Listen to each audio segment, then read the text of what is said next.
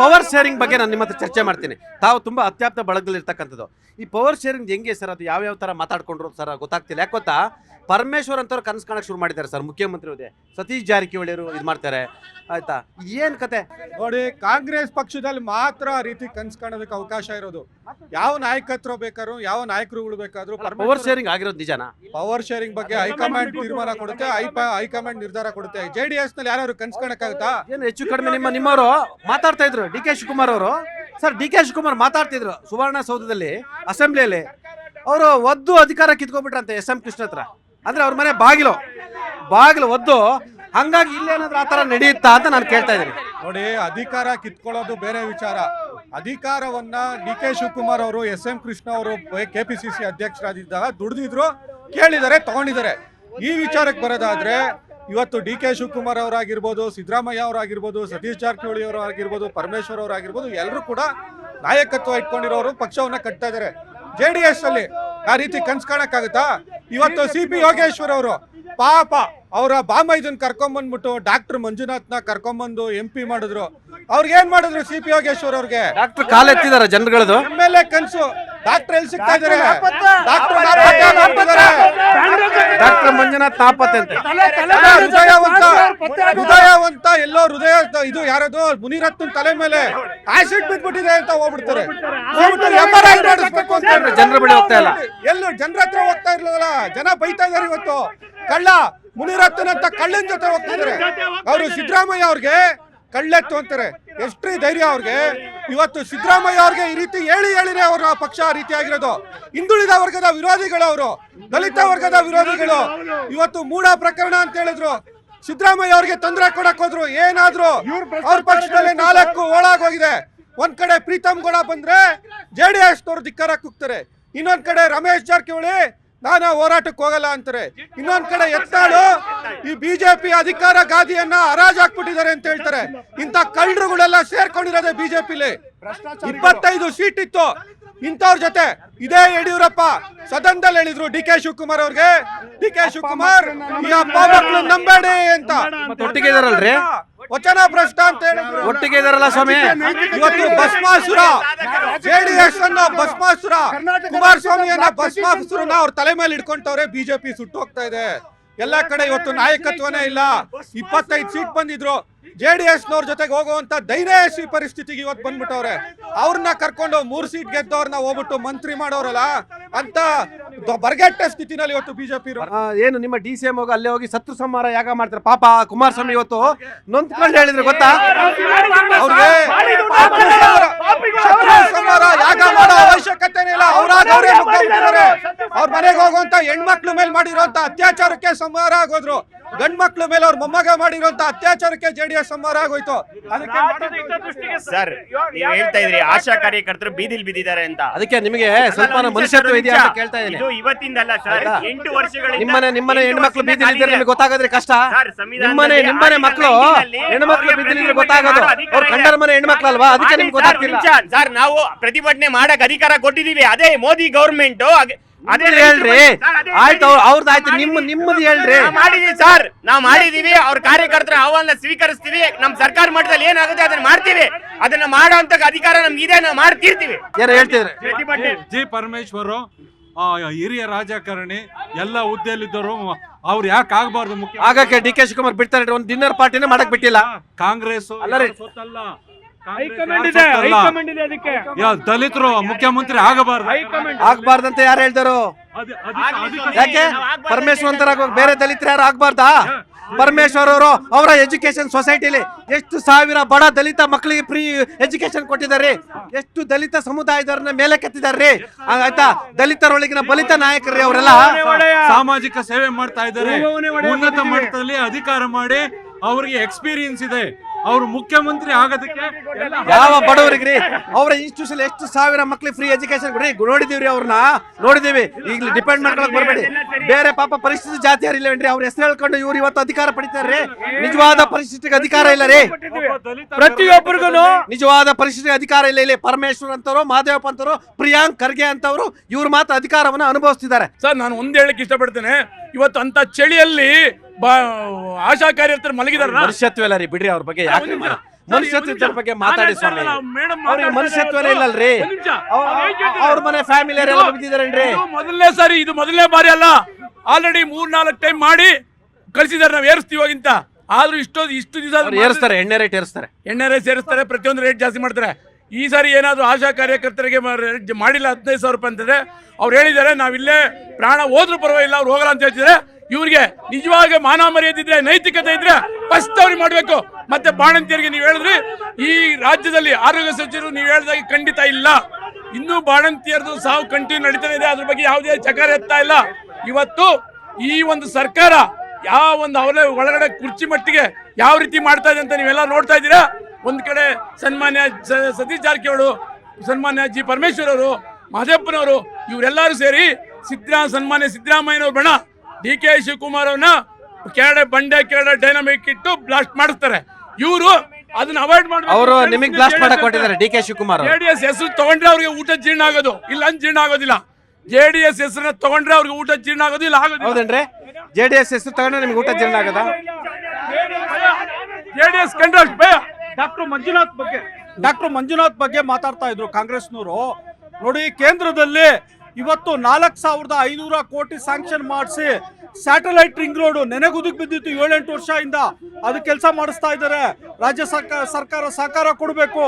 ಆಮೇಲೆ ಬಜೆಟ್ ಅಲ್ಲಿ ಅಭಿವೃದ್ಧಿಗೆ ಕ್ಯಾಪಿಟಲ್ ಇನ್ವೆಸ್ಟ್ಮೆಂಟ್ ಇಟ್ಟಿದ್ದು 56,000 ಕೋಟಿ. ನವೆಂಬರ್ ವರೆಗೂ ಕೇವಲ 21,500 ಕೋಟಿ ಮಾತ್ರ ಖರ್ಚು ಮಾಡೋದಕ್ಕಾಗಿದೆ. 40% ಆಗಿಲ್ಲ ಇವ್ರ ಕೈಯಲ್ಲಿ.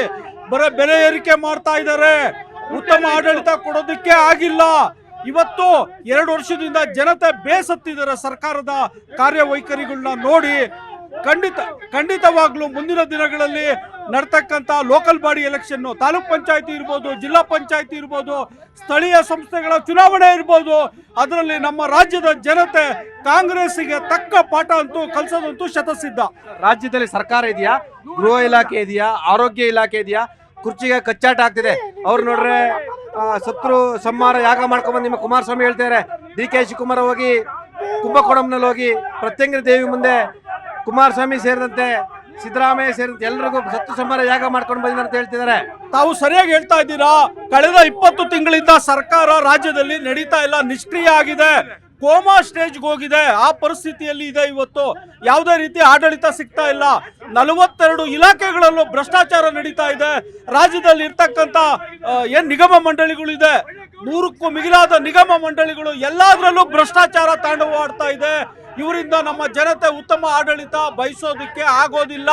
ಭ್ರಷ್ಟಾಚಾರ ರಹಿತ ಸರ್ಕಾರ ಇವರು ಮಾಡೋದೇ ಇಲ್ಲ. ಆಶಾ ಕಾರ್ಯಕರ್ತರ ಬೆನ್ನಿಗೆ ನೀವು ನಿಂತ್ಕೊಳ್ಳಿ. ಕುಮಾರಣ್ಣಂಗೆ ಹೇಳಿ ಕೇಂದ್ರ ಸರ್ಕಾರದವ್ರು ಕರ್ಕೊ ಬಂದು ಒಂದಷ್ಟು ಪ್ಯಾಕೇಜ್ ಅನ್ನ ಘೋಷಣೆ ಮಾಡಿಸಿ. 100% ನಾವು ಆಶಾ ಕಾರ್ಯಕರ್ತರ ಪರವಾಗಿ ನಿಲ್ತೀವಿ. ಯಾಕೆ ಅಂತಂದ್ರೆ ಇವ್ರು ಹೇಳ್ತಿದ್ರಲ್ಲ ಅವಾಗ್ಲಿಂದ ನಾವು ಜನಪರ ಜನಹಿತಕಾರರು ಹಂಗೆ ಅಂತ. ಆಶಾ ಕಾರ್ಯಕರ್ತರು ಜನಗಳಲ್ವಾ? ದೇವನಹಳ್ಳಿ ತಾಲೂಕಿನ ಚನ್ನರಾಯಪಟ್ಟಣದಲ್ಲಿ ಸತತವಾಗಿ 3 ವರ್ಷದಿಂದ ಧರಣಿ ಕೂತಿದ್ದಾರೆ. ಚಳಿ, ಗಾಳಿ, ಮಳೆ, ಬಿಸಿಲು ಅಂತಂತೀರಾ. ಅದಕ್ಕೆಲ್ಲ ಅದು ಇತ ಸರ್ಕಾರ ಅಲ್ಲ, ರೈತರಲ್ಲ ಜನರಲ್ವಾ? ಆಶಾ ಕಾರ್ಯಕರ್ತರು ಜನರಲ್ವಾ? ಮೇಲ್ಗಡೆ ಕೇಂದ್ರದಿಂದ 2,000, ರಾಜ್ಯ ಮಟ್ಟದಿಂದ 5,000 ದಿನ ಇಷ್ಟು ಸಂಬಳ ಕೊಡ್ತಾರೆ ಅವ್ರಿಗೆ. ದಿನ ಪೂರ್ತಿ ಅವ್ರು ದುಡಿತಾರೆ ಹೆಣ್ಮಕ್ಳು. ಅವ್ರಿಗೆ ಆಶಾ ಕಾರ್ಯಕರ್ತರ ಪರವಾಗಿ ಯಾಕೆ ನಿಲ್ಬಾರ್ದು ಅವರು? ಆಶಾ ಕಾರ್ಯಕರ್ತೆ ಸತ್ರೆ 1,20,000 ಕೊಡ್ತಾರೆ. ಆಕೆಗೆ ಮೈಗೆ ಹುಷಾರಿಲ್ಲ ಅಂತಂದ್ರೆ ಆಕೆ ಕೈಯಿಂದನೇ ಖರ್ಚು ಮಾಡ್ಕೋಬೇಕು. ಆಡಳಿತ ಪಕ್ಷದ ವೈಫಲ್ಯವನ್ನ ಖಂಡಿಸಲಲ್ಲಿ ಹೋರಾಟ ಮಾಡಲು ವಿಫಲ ಆಗಿದ್ದ ಕಾರಣಕ್ಕಾಗಿ ಇವತ್ತು ಆಶಾ ಕಾರ್ಯಕರ್ತೆ ಅಂತವ್ರು ಇವತ್ತು ಪಾಪ ಬೀದಿಲಿದ್ದಾರೆ. ಸರ್ಕಾರ ತಲೆ ಕೆಡಿಸ್ಕೊಳ್ತಿಲ್ಲ. 1 ವಾರ ಆಯ್ತು ಸರ್. 100ಕ್ಕೆ 100ರಷ್ಟು ಈ ಕಾಂಗ್ರೆಸ್ ಸರ್ಕಾರ ಎಲ್ಲಿ ಗಂಟ ಇರುತ್ತೆ, ಜನಸಾಮಾನ್ಯರ ಕಷ್ಟ ಬಗೆ ಅರಿಯೋದೇ ಇಲ್ಲ. ಆಶಾ ಕಾರ್ಯಕರ್ತರು ಸರ್ ಗೋಲ್ಡ್ ಸರ್ ಪಾಪ ರೋಡಲ್ಲಿ ಬಂದು ನಿಂತಿದ್ದಾರೆ. ಇವ್ರು ಮಾನವೀಯತೆ ಅನ್ನೋದೇ ಮರ್ತೋಗಿದ್ದಾರೆ ಸರ್. ಕಾಂಗ್ರೆಸ್ ಅವರು ಮಜಾ ಮಾಡ್ಕೊಂಡು ಕೂತವ್ರೆ. ರಾಜ್ಯದ ಬಿಜೆಪಿ ಅವ್ರ ಜೊತೆ ಕೂತ್ಕೋಬೇಕು, ಅವರಿಗೆ ಊಟ ತಿಂಡಿ ನೀವು ಜೊತೆನೇ ಇರಬೇಕು. ನೀವು ಬರೀ ಮಾತಾಡೋದಲ್ಲ, ಭಾಷಣ ಮಾಡೋದಲ್ಲ. 100ಕ್ಕೆ 100ರಷ್ಟು ಅವ್ರ ಬೆಂಬಲವಾಗಿ ನಾವು ಖಂಡಿತವಾಗ್ಲೂ ಇದ್ದೇ ಇರ್ತೀವಿ. ಇವತ್ತು ರಾಜ್ಯ ಇದ್ರಲ್ಲಿ ಇದೀವಿ, 100% ಇದ್ದೇ ಇರ್ತೀವಿ ಅವ್ರ ಜೊತೆಗೆ. ಸರ್, ಆಶಾ ಕಾರ್ಯಕರ್ತರು ಪಾಪ ಭಾನುವಾರನೂ ನೋಡಿದ್ರೆ ಪ್ರತಿ 7 ದಿನನೂ ವರ್ಕ್ ಮಾಡ್ತಾರೆ. ಅವ್ರಿಗೆ ಅಟ್ಲೀಸ್ಟ್ 15% ದುಡ್ಡು ಗೌರವಧನ ಕೊಡೋಕ್ಕೂ ಅವ್ರಿಗೆ ಆಗ್ತಾ ಇಲ್ಲ ಸರ್. ಯಾಕಂದ್ರೆ ನಾವು ಕೋವಿಡ್ ಅಲ್ಲಿ ವರ್ಕ್ ಮಾಡಿದೀವಿ, ಮೆಡಿಕಲ್ ಆಫೀಸರ್ ಆಗಿ ಮಾಡಿದೀವಿ. ನಾನು ಪ್ರತಿ ಒಂದು ಮನೆಗೂ ಪ್ರತಿಯೊಂದು ಸ್ಲಮ್ ಅಲ್ಲೂ ಹೋಗಿ ಪಾಪ ನಮ್ಮ ಜೊತೆ ಬಂದು ಅವರು ಕಾರ್ಯ ಮಾಡ್ತಿದ್ರು ಆಶಾ ಕಾರ್ಯಕರ್ತರು.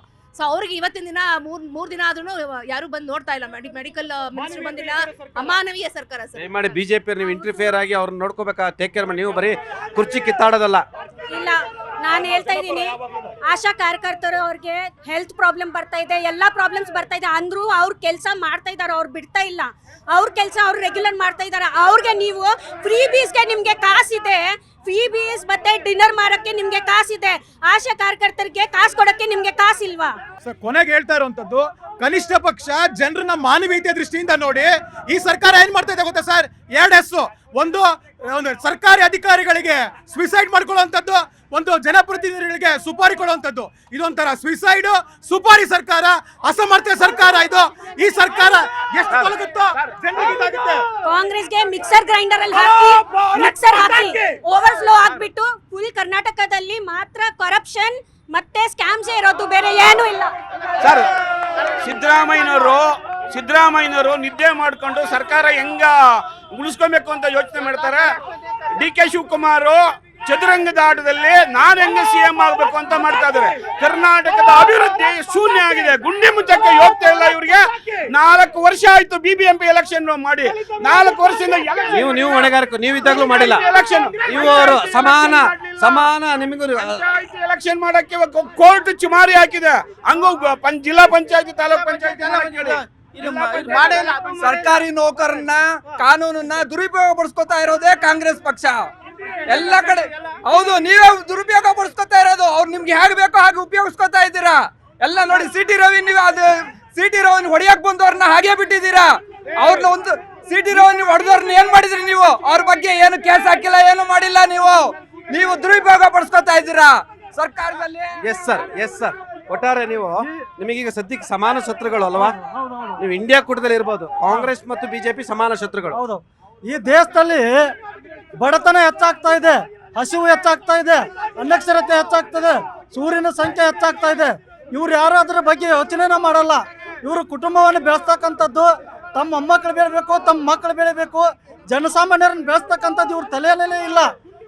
ಇವ್ರ ತಲೆಯಲ್ಲಿ ಯಾವುದೂ ಇಲ್ಲ. ತಮ್ಮ ಪಕ್ಷವನ್ನು ಅಭಿವೃದ್ಧಿ ಪಡಿಸಬೇಕನ್ನೋ ದೃಷ್ಟಿಯಿಂದ ಮಾತ್ರ ಇದ್ದಾರೆ. ದೇಶದ ಗಡಿಯಲ್ಲಿ ಸಮಸ್ಯೆಗಳಾಗ್ತಾ ಇದ್ದಾವೆ, ದೇಶದ ಆಂತರಿಕ ಸಮಸ್ಯೆ ಆಗ್ತಾ ಇದ್ದಾವೆ, ಆರ್ಥಿಕತೆಯಲ್ಲಿ ಸಮಸ್ಯೆ ಆಗ್ತಾ ಇದ್ದಾವೆ. ಇದು ಯಾವುದೂ ಚಿಂತೆ ಇಲ್ಲದೆ ಇವರು ತಮ್ಮ ಪಕ್ಷದ ಅಭಿವೃದ್ಧಿಯಲ್ಲಿ ತೊಡಗಿದ್ದಾರೆ ಹೊರತು. ಎಸ್ ಸರ್, ಆಶಾ ಕಾರ್ಯಕರ್ತರ ಬಗ್ಗೆ ಮಾತನಾಡಿದ್ರು, ಅವ್ರಿಗೂ ಕಾಳಜಿ ಇಲ್ಲ, ಇವ್ರಿಗೂ ಕಾಳಜಿ ಇಲ್ಲ. ಆಯ್ತಾ, ಈಗ ನೀವೇ ನೋಡ್ಕೋಬೇಕು, ನಿಮ್ದೇ ಅಲ್ಲ ಸಂಘಟನೆ ಅದು. ಇವತ್ತು ಹೌದು, ಬಹಳ ಮುಖ್ಯವಾಗಿ ಆಶಾ ಕಾರ್ಯಕರ್ತರದು ಏನು ಪ್ರಮುಖ ಬೇಡಿಕೆ ಏನು ಅಂತ 2 ಜನಗೂ ಹೇಳಿ. ಅಟ್ಲೀಸ್ಟ್ ಕೇಂದ್ರ ಸರ್ಕಾರ ಮತ್ತು ಕಾಂಗ್ರೆಸ್ ಸರ್ಕಾರ ಕಣ್ ತೆರೆಸಿ. 6ನೇ ಗ್ಯಾರಂಟಿ ಜಾರಿ ಮಾಡ್ತೀವಿ ಅಂತ ಹೇಳಿ ಕಾಂಗ್ರೆಸ್ ಅವ್ರು ಹೇಳಿದ್ರು. ಅವರು ನುಡಿದಂತೆ ನಡ್ಕೊಳ್ತೀವಿ ಅಂತಕ್ಕಂಥ ಸಾಬೀತುಪಡಿಸಬೇಕಾದ್ರೆ 15,000 ರೂಪಾಯಿ ಗೌರವಧನವನ್ನ ಘೋಷಣೆ ಮಾಡಬೇಕು. ಅಂಗನವಾಡಿ ಕಾರ್ಯಕರ್ತೆಯರಿಗೆ 15,000 ರೂಪಾಯಿ ಕೊಡಬೇಕು. ಆ ಮೂಲಕ ಏನು ಹೆಣ್ಮಕ್ಳು ಇವತ್ತು ಸಂಕಟ ಪಡ್ತಿದ್ದಾರೆ, ಅವ್ರ ಸಂಕಟ ನಿವಾರಣೆ ಮಾಡಬೇಕು. ಆದ್ರೆ ದುರಂತ ಶಿಸ್ತಿನ ಪಕ್ಷ ಅಂತಕ್ಕಂಥ BJPಯಲ್ಲಿ ಅಶಿಸ್ತು ತಾಂಡವಾಡ್ತಾ ಇದೆ. ನುಡಿದಂತೆ ನಡ್ಕೊಳ್ತೀವಿ ಅಂತಕ್ಕಂಥ ಕಾಂಗ್ರೆಸ್ನವರು ನುಡಿದಂತೆ ನಡ್ಕೊಳ್ತಾ ಇಲ್ಲ. ಆ ಕಾರಣಕ್ಕೆ ಸರ್ಕಾರ ಕೂಡಲೇ ಅಂಗನವಾಡಿ ಆಶಾ ಕಾರ್ಯಕರ್ತೆಯರು ಮತ್ತು ಬಿಸಿ ಊಟ ಕಾರ್ಯಕರ್ತೆಯರ ಗೌರವಧನ ಹೆಚ್ಚಳ ಮಾಡ್ತಕ್ಕಂಥ 6ನೇ ಗ್ಯಾರಂಟಿ ಜಾರಿ ಮಾಡಬೇಕು ಅಂತೇಳಿ ನಾವು ಒತ್ತಾಯ ಮಾಡ್ತಾ ಇದ್ದೀವಿ. ಬಿಜೆಪಿ ಅವರು JDS ನವರು RRR ಅಂದ್ರೆ ರೇಪಿಸ್ಟ್ಗಳು, ರೌಡಿಗಳು, ರೋಲ್ ಕಾಲ್ಗಳು. ಇವಾಗ ನೋಡಿ, ಇವ್ರು ಹೇಳಿದ್ರೆ ಕಾಂಗ್ರೆಸ್ ಸಂಸ್ಕೃತಿ ಗೂಂಡಾ ಸಂಸ್ಕೃತಿ ಮತ್ತೆ ಅವ್ರದೇ ಭ್ರಷ್ಟಾಚಾರ ಸಂಸ್ಕೃತಿ ಅಂದ್ರೆ ಬೇರೆ ಯಾವ್ದು ಅಲ್ಲ. ಸುಮ್ಮನೆ ಅವ್ರು ನಮ್ಮ ಮೇಲೆ ಅಪವಾದ ಮಾಡಬಾರ್ದು ಸರ್. BJP ಅವ್ರು ಹಾಕಿರೋ ಒಂದು ಗುಂಡಿ ಮುಚ್ಚಿಲ್ಲ ಸರ್. ಇವರು ಏನ್ ಮಾಡ್ತಾ ಇದ್ದಾರೆ ಸರ್? ಸರ್ಕಾರ ಅಭಿವೃದ್ಧಿ ಹೀನ ಸರ್ಕಾರ ಇದು. ಸರ್, ರೈತರ ಪರವಾಗಿ ಯಾಕೆ ಸರ್ ನಿಲ್ತಾ ಇಲ್ಲ? ದೇವನಹಳ್ಳಿಯಲ್ಲಿ ಹೋಗಿ ಯಾಕೆ ಸರ್? ರಾಜ್ಯದ ಸರ್ಕಾರ ಸತ್ತೋಗಿದೆ. ಲ್ಯಾಂಡ್ ಮಾಫಿಯಾ ರಾಜ್ಯಾದ್ಯಂತ BJP ಮಾಡಿದ ಪ್ರತಿಭಟನೆಗೆ ಎದುರು ಇವತ್ತು ಆಶಾ ಕಾರ್ಯಕರ್ತರು ಇದು ಮಾಡಿರೋಂಥದ್ದು.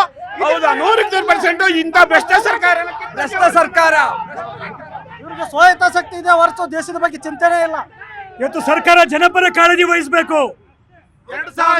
ಪಕ್ಷ BJP ಇವತ್ತು ಬಿಜೆಪಿ ಅವರಿಂದ ಇವತ್ತು ದೆಹಲಿನಲ್ಲಿ ರೈತರಿಗೆ ಇವರು ವಾಕ್ ಸ್ವಾತಂತ್ರ್ಯ ಕೊಟ್ಟಿಲ್ಲ, ಒಂದ್ ಸ್ಟ್ರೈಕ್ಗೆ ಜಾಗ ಕೊಟ್ಟಿಲ್ಲ. ಇವ್ರಾಗ ಮಾತಾಡ್ತಾರೆ, ಮಾನ ಮರ್ಯಾದೆ ಇಲ್ಲ ಇವ್ರಿಗೆ. ರೈತರು ವಿರೋಧಿ BJP ಸರ್ಕಾರ, ಸರ್ಕಾರ ಪ್ರತಿಯೊಬ್ಬ ಮಹಿಳೆ ಭ್ರಷ್ಟಾಚಾರ ಕಾಂಗ್ರೆಸ್ ಜನ ವಿರೋಧಿ ಸರ್ಕಾರ, ಭ್ರಷ್ಟ ಸರ್ಕಾರ ಕಾಂಗ್ರೆಸ್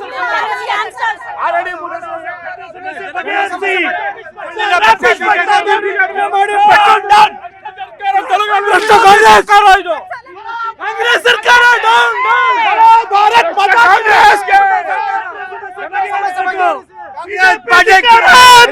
ತೆರಿಗೆ ಹಾಕ್ಬಿಟ್ಟು ತೊಲಗಲಿ ತೊಲಗಲಿ ಕಾಂಗ್ರೆಸ್ ತೊಲಗಲಿ ಕಾಂಗ್ರೆಸ್ ತೊಲಗಲಿ ಕಾಂಗ್ರೆಸ್ ಸುಪಾರಿ ಕಾಂಗ್ರೆಸ್. ಇದು ಈ ವಾರದ ಜನಮನ.